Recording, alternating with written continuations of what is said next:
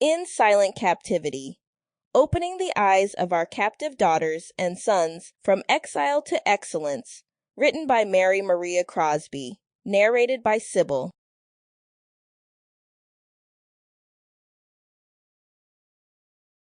Dedication. To all God's children who have been the victims of abuse in silence.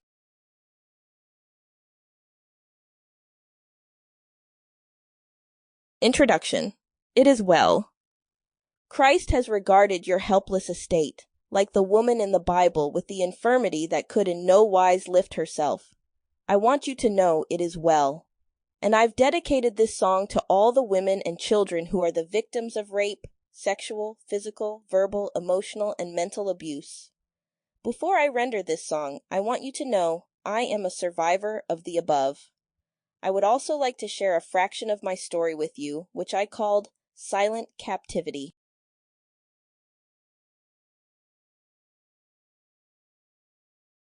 Chapter 1. Silent Captivity. My name is Mary Malcolm. I was born on the island of Jamaica, West Indies, where this captivity began at the age of 5 until I was 17. During those years, all whom my soul turned to only furthered my shame and degraded me. When I told one very significant person, which is the pastor's wife of the church I attended, she put me on the back bench as a policy of the church. Sitting on a back bench is a way of reprimanding for what may be considered wrongdoing in the church. Peers from the church were encouraged to refrain from conversing with me, or they would have suffered the same loss of privileges. She took me to the doctor, and on my way there she would say, "How could you want to go to hell?" I perceived that she thought she was doing well for my soul. I disclosed some of the abuse to my parent, and instead of being comforted, my parents severely beat me for what they thought was wrongdoing. I thought she responded the best way she knew how. The abuse continued at home, school, and home from school. The school bus driver, without my consent, took me home last, making trips with me on the bus to abuse me before he went home. I felt like the whole world was against me and didn't want me to live. I was the target of abuse by Christians, non-Christians, old and young, family and non-family, with all the threats possible, also by a pastor and a doctor. There was no refuge for me anywhere. I had 18 cousins, brothers, sisters, aunts, and uncles combined in one house and was still alone, withdrawn, and became an introvert in that order. But there was one perpetrator in the house, a supposed cousin. No one knew his mother, only his father.